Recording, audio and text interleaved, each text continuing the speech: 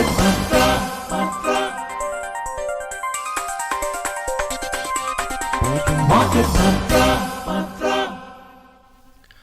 evening, listeners, and welcome to this edition of Market Mantra, in which we give you a complete update on the economic, business, and stock market news of the day.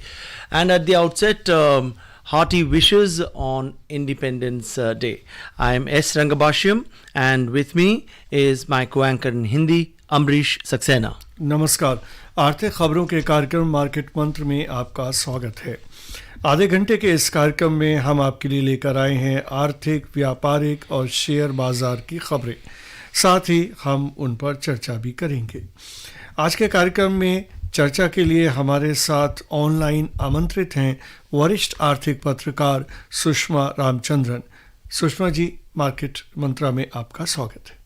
शुक्रिया। पहले headlines लेके मौजूद हैं S रंगभाष्यम। Thank you, Ambrish. The top stories. Addressing the nation on the 77th Independence Day, Prime Minister Narendra Modi says that India has demography, democracy and diversity to make every dream of India come true. Reform, perform and transform are changing the country, he says. Asian markets end mostly lower as disappointing data from China stokes concern over the state of its economy. And on the Wall Street, the S&P and Nasdaq end higher as chipmaker Nvidia and tech stocks rise. 77वें स्वतंत्रता दिवस पर राष्ट्र को संबोधित करते हुए प्रधानमंत्री नरेंद्र मोदी ने कहा कि भारत के पास हर सपने को साकार करने के लिए जनसांख्यिकी, लोकतंत्र और विविधता है। सुधार, प्रदर्शन और परिवर्तन देश को बदल रहे हैं। चीन के निराशाजनक आंकड़ों से उसकी अर्थव्यवस्था की स्थिति पर चिंता पैदा होने से एशियाई बाजार ज्यादातर गिरावट के साथ बंद हुए और वॉल स्ट्रीट पर चिप निर्माता एनवीडिया और तकनीकी शेयरों में वृद्धि के कारण एस&पी और नेस्डैक उच्च स्तर पर बंद हुए।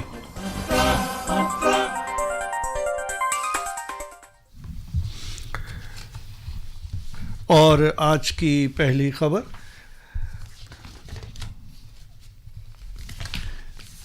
प्रधानमंत्री नरेंद्र मोदी ने कहा है कि भारत में जनसांख्यिकी, लोकतंत्र और विविधता है और यह त्रिवेणी भारत के हर सपने को साकार करने की क्षमता रखती है।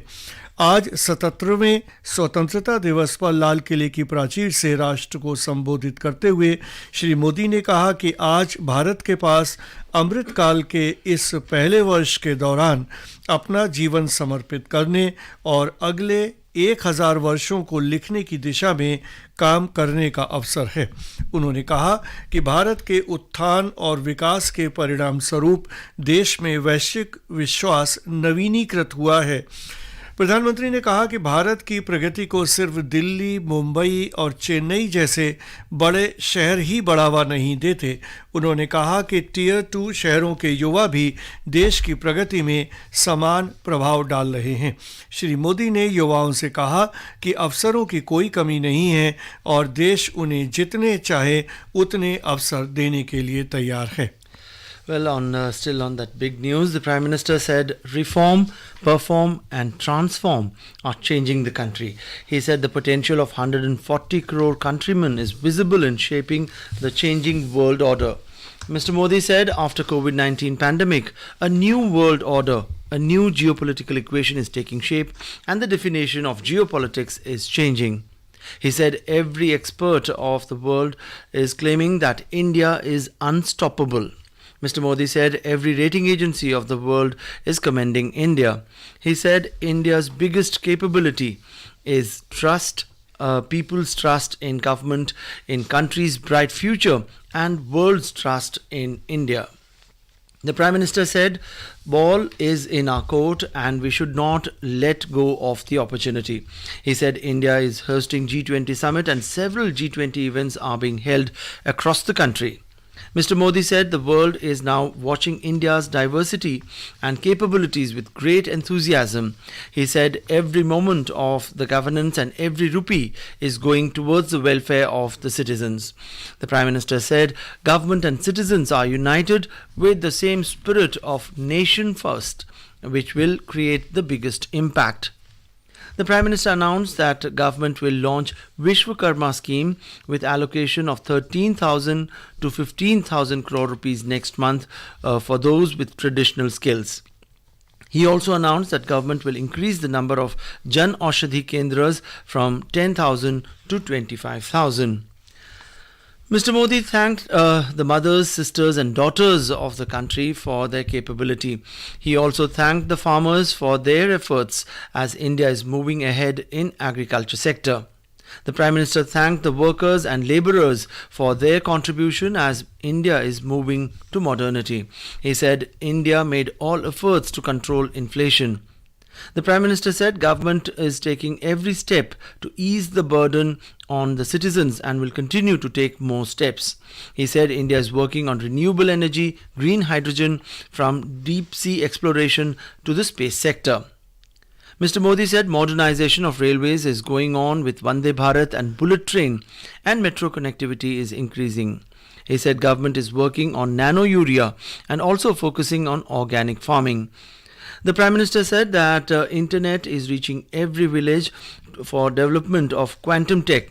India is moving away from the old mentality and moving forward with a futuristic vision. Mr. Modi said the coming 5 years are of unprecedented development and the coming 5 years are the best time to fulfill the dream of 2047. He said we all have big responsibility to give better, more prosperous nation to the next generation, a nation that freedom fighters dreamt of. Shushma, a lot of things have been said by the Prime Minister in his speech from the ramparts of the Red Fort on the occasion of the 77th Independence Day. But I want to, start off with the salutation. Today he made a mention of 140 people as his own family members. He started off with that. Don't you think that's a big change and also an indication, a change in sentiment that the highest authority of the country considers each and every citizen in this country as his own family member? Yes, that's of course. It gave a very personal touch to the speech, and of course, as you rightly pointed out, something indeed very different. But of course, I think the entire tenor of the speech was about what India has achieved and what India is going to achieve in the years to come in its journey towards becoming a developed economy. So yes, I would agree with you that that was a very interesting start to the speech. Yeah, and Shushma, to talk about each of the issues which he flagged and pointed out, there is this trinity of issue of corruption, dynastic politics, and appeasement. He made a kind of a conclusive and very clear message as far as corruption is concerned, and which put forth his attitude of zero tolerance towards corruption. I think this is something that in our country, unfortunately, we have had corruption, which starts at a very low level. And honestly, you don't, if you go to probably a developed economy, in fact, one of the reasons that people have been over the years migrating to other countries is because it has been so difficult for the ordinary man to function, to deal with government agencies, because for every small thing you face corruption. And as I said, the corruption was at the very lowest level. Now, one of the things that has happened, and I think this is the great achievement of of the government, has been the digitization of the government services. And this has eliminated corruption at that very basic level. Now, for instance, you remember Rajiv Gandhi's famous statement that we spend 1 rupee on these poverty alleviation programs, and only 15% reaches the poor. Yes, and only 15% reaches it. Now that problem, and that was why. That was simply because corruption. Through corruption, these poor beneficiaries did not get the fruits of their wages, the fruits of their work. Now, through digitization, not only their wages for poverty alleviation programs, but also subsidies that are targeted for people for weaker sections that are meant for them are going directly through to them. It doesn't go through any physical person. You don't have to get a check from anywhere. It goes directly into the bank accounts of these people by the touch of a button at a centralized location. And therefore, these people get the full benefit. As I said, this is corruption at the very lowest level, where the ordinary man is trying to get his due from the government. And this is something that has been, I would say, really a revolution. And the Prime Minister has rightly pointed out that corruption has been a great evil in our country in that sense. Sushma ji, प्रधानमंत्री ने inflation की भी बात की, भारत को तीसरी सबसे बड़ी अर्थव्यवस्था बताने की भी बात की, और आयात निर्यात के बीच में जो असंतुलन है उसकी बात भी की। तो और जो रिफॉर्म्स की बात जैसे उन्होंने कहा, तो आपके हिसाब से कौन से ऐसे रिफॉर्म्स हैं जिनकी तरफ प्रधानमंत्री जी ने इशारा किया, जो देश को आर्थिक रूप से आगे ले जा पाएंगे और विश्व की तीसरी सबसे बड़ी अर्थव्यवस्था की ओर लेकर जाएंगे? देखिए, कई सारे रिफॉर्म्स हैं। एक तो बहुत बड़ा जो है जिसके बारे में बहुत लिख चुके हैं, वो है वो जो नई जो स्कीम है, प्रोडक्शन लिंक्ड इंसेंटिव स्कीम, जो मैन्युफैक्चरिंग क्षेत्र के लिए है। क्योंकि अगर हमारा मैन्युफैक्चरिंग क्षेत्र इसकी डेवलपमेंट नहीं होती है, तो इससे आप नौकरियां नहीं मिलेंगी। क्योंकि सबसे ज्यादा नौकरियां हम सबको मालूम है कि ये उद्योगों से मिलती हैं। और हमारे पास हम बात तो बहुत करते हैं डेमोग्राफिक डिविडेंड की, कि हमारे पास इतने लोग हैं, युवा हैं जो काम कर सकते हैं, लेकिन इन युवाओं के लिए नौकरियां होनी चाहिए। तो नौकरियां के लिए ये जो इसका जो डेवलपमेंट है मैन्युफैक्चरिंग सेक्टर का, वो बहुत ही जरूरी है। और मेरे ख्याल में ये जो प्रोडक्शन लिंक्ड इंसेंटिव स्कीम जो शुरू की है पिछले 3-4 सालों से, इससे बहुत फायदा हुआ है। जो क्षेत्रों में लोग सिर्फ इंपोर्ट करते थे, जैसे मोबाइल फोन का पूरा इंपोर्ट होता था, लेकिन अब उनकी यहीं पे पूरा मैन्युफैक्चर हो रहा है। अब ये और भी क्षेत्रों में भी ये PLI स्कीम्स आ रही हैं, जिससे जो मैन्युफैक्चरिंग की जो प्लांट्स हैं यहाँ आ जाएंगी, मैन्युफैक्चरिंग प्लांट्स आएंगी और नौकरियां मिल जाएंगी। मुझे तो लगता है ये सबसे बहुत बड़ा रिफॉर्म है। दूसरा ये है कि हमें ईज ऑफ डूइंग बिजनेस, जैसे प्रधानमंत्री ने कई बार कहा, सिर्फ आज की बात नहीं है, पहले भी उन्होंने बात की है इसके बारे में, कि ये जो हमारी जो रेड टेप है उसको जरूर थोड़ा बहुत कम करना है। और तीसरी बात ये है जो प्रधानमंत्री ने आज कहा है, ये मिडिल क्लास के बारे में, कि मिडिल क्लास की जो के बारे में उन्होंने कहा कि इससे हमारे देश की जो आगे हमारी जो डेवलपमेंट होगी इसी क्षेत्र से होगी, और ये मिडिल क्लास को हमें बढ़ाना है। और ये मिडिल क्लास अभी बढ़ चुकी है। अगर आप देखें Tier 2, उन्होंने इसके भी जिक्र किया था, Tier 2 और Tier 3 जो शहर है, छोटे शहर है, उनमें भी विकसित हो रही है, उनमें भी डेवलपमेंट हो रही है। तो ये जो डेवलपमेंट, मतलब इसका जो स्प्रेड है इंफ्रास्ट्रक्चरल डेवलपमेंट का, सिर्फ एक जगह में नहीं, ये हर क्षेत्र में, हर देश, हर मतलब प्रांत में ये इंफ्रास्ट्रक्चरल डेवलपमेंट हो रहा है। ये मेरे ख्याल में ये एक बहुत बड़ा रिफॉर्म जी। और इसके साथ ही अगर हम जो प्रधानमंत्री जी ने कहा स्टार्टअप के बारे में, वो भी काफ़ी महत्वपूर्ण बात है, क्योंकि उससे भी जो बेरोज़गारी की जैसे आप बात कर रही, तो रोज़गार सृजन होगा और देश के विकास में, अर्थव्यवस्था के विकास में भी काफ़ी महत्वपूर्ण भूमिका स्टार्टअप निभा रहे हैं। हाँ बिल्कुल, जो बहुत सारी स्कीम्स हैं स्टार्टअप्स के लिए, जो स्टार्टअप इंडिया है, और दूसरी जो टैक्स बेनिफिट्स भी स्टार्टअप्स के लिए उन्होंने शुरू की है।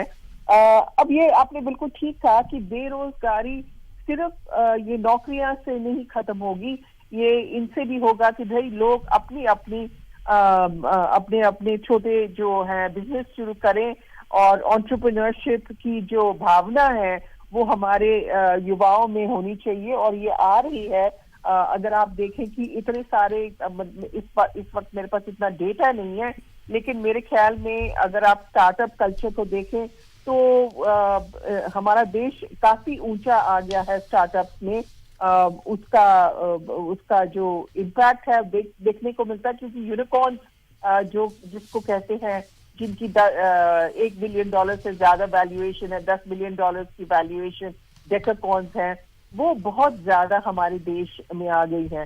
खैर वो तो बहुत बड़े हैं, लेकिन जो छोटे छोटे उद्योग हैं उनकी भी जो सपोर्ट मिली है, जो क्रेडिट फैसिलिटीज एक्सटेंड की गई हैं बैंक से, उसका भी बहुत फायदा हुआ है। Yeah, and Shushma, the Prime Minister also made a mention of the COVID pandemic and post-pandemic, the evolution of a new world order, which probably seems right. And the way the Indian government handled the pandemic when it was on, and also the major thing which happened, vaccinating crores of people of this country in a wonderful manner using digital means, that probably made the world sit up and take notice that here we have a thriving democracy which is equally well at adopting technology to the benefit of the last person in the line.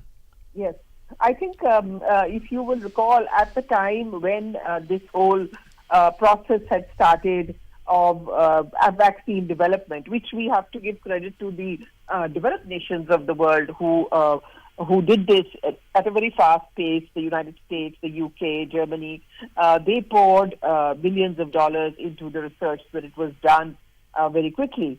But when it came to actual production of the vaccines, India had the capacity.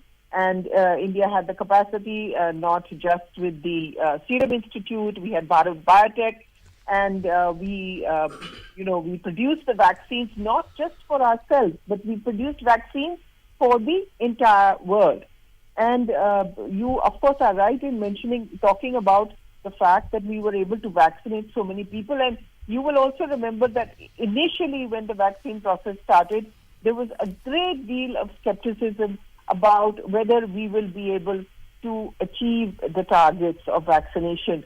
And it has to be said that in between there were some problems, but then the process was revamped, and then everything came back on track, and the supply chains of vaccines again were built up in hospitals and everywhere. And the as you rightly pointed out, the world was amazed to see the numbers that we were able to vaccinate within such a short period of time. So among emerging economies, there are so many countries which were not able to vaccinate. Yeah. People, number one, because a lot of them didn't have the vaccines available, and number two, because they didn't have the infrastructure. That's right. Yeah, but Shushma, he also made a mention of Digital India and its impact, which we have seen actually, percolate down. We see that, the UPI being used by a vegetable vendor, a plumber, a carpenter, which actually is really wonderful. And now UPI is also being used in Singapore and France. So don't you think that's a major power which India has, and it has used it for the benefit of the common people of this country?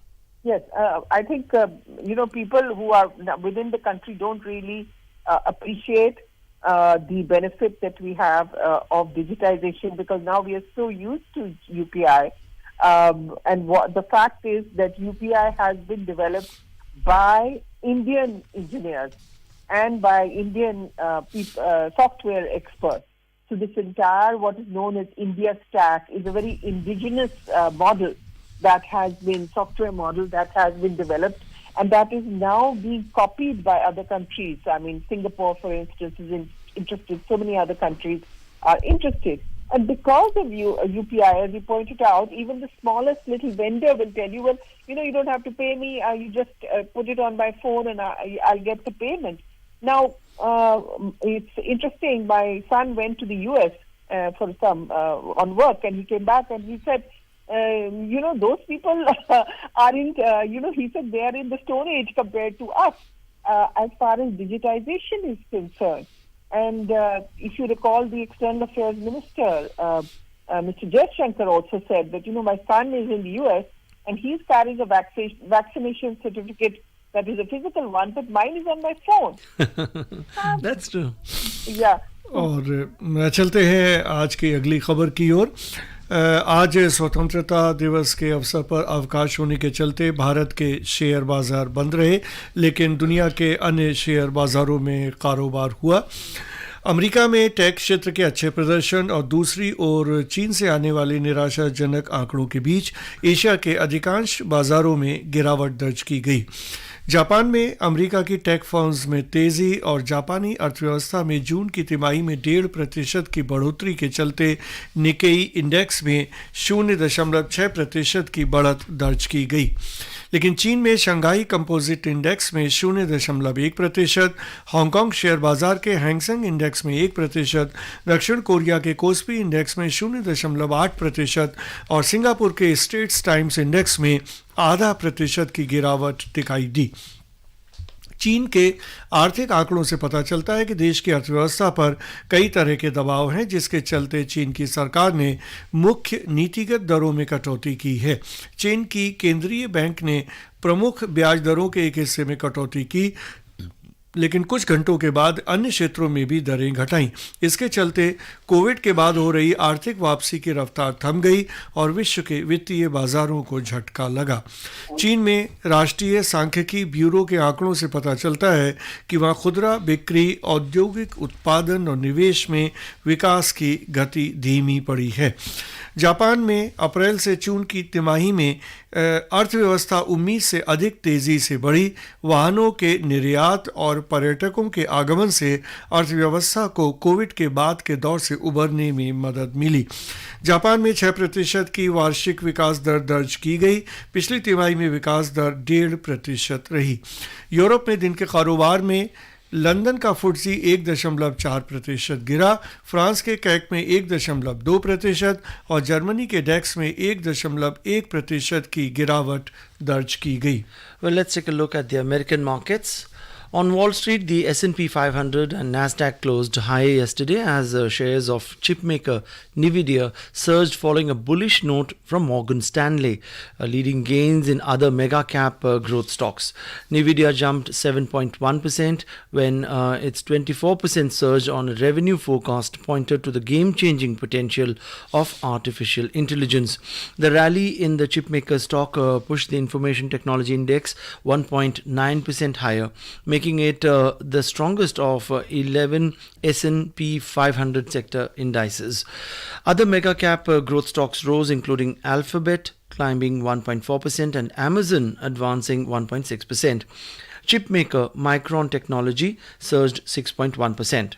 So the Dow Jones Industrial Average gained just 26 points to end at 35,308.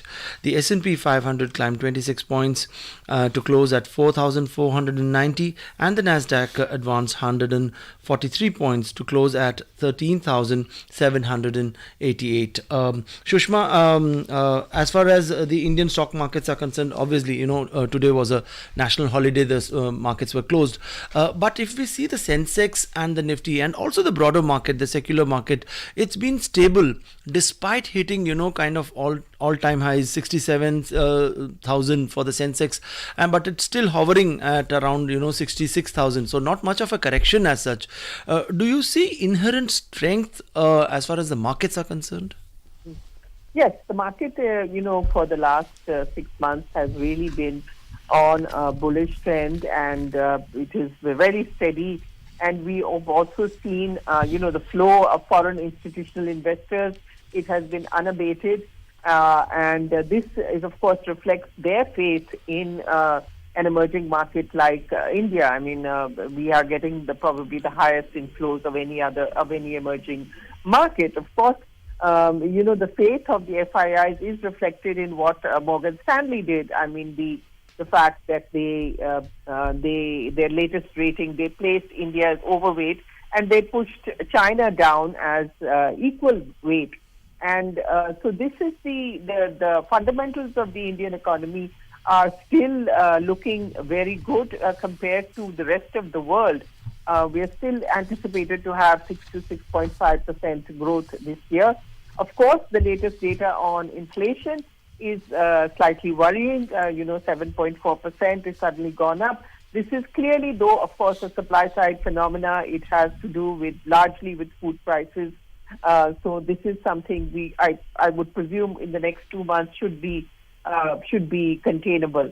So this is, of course, there are, one has to be careful, and the Reserve Bank of India had rightly taken a pause, but pointed out that it was not going to stop its aggressive sort of approach to the entire rate cycle. Yeah, Sushma, you spoke about inflation and also the RBI's monetary policy. Very recently, they took a stand of holding the interest rates. But in hindsight, now that we have the inflation numbers crossing the comfort zone of 6% of Reserve Bank of India, do you think it would have been worthwhile for the Reserve Bank to have hiked the repo rate by, say, 25 basis points at least to cool down inflationary expectations? I think I really don't think, as I said, I don't think that it would have helped, because this is something that is it's largely due to, of course, I haven't seen the data in detail about inflation, but I think the impression I've got is largely due to food prices. Food inflation, and even in food, it's vegetables. Yes, so there you are. So that's something that is, on the supply side, which has, the increasing, pushing up rates would not have really helped much. And that's something that the central government has to look at in the next month or so. Well, let's take a look at the oil scenario.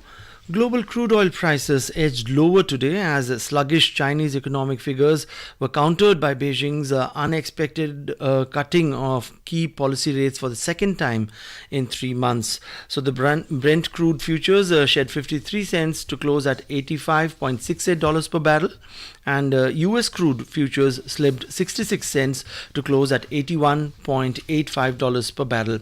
China's industrial output and retail sales data today showed that the economy slowed further last month, intensifying pressure on already faltering growth and prompting authorities to cut key policy rates to shore up activity.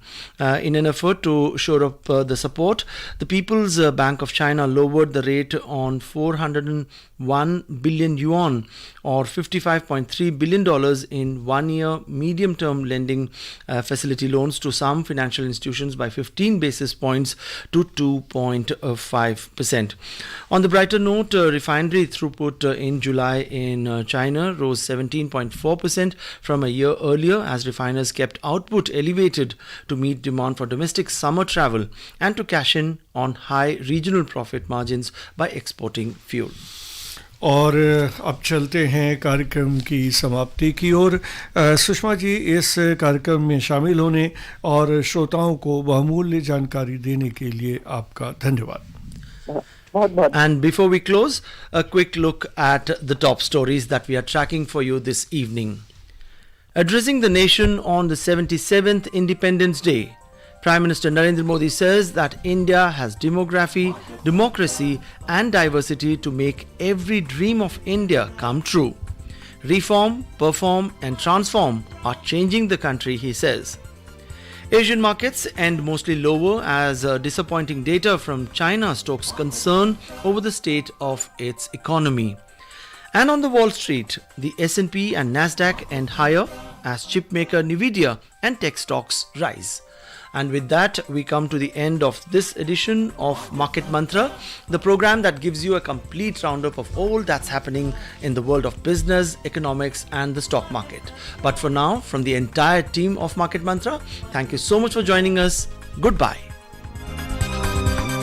Market Mantra.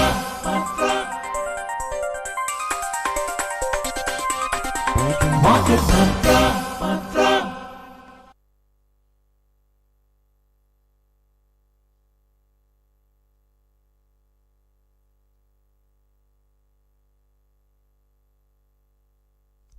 This is Akashvani, the news read by Navneet Singh.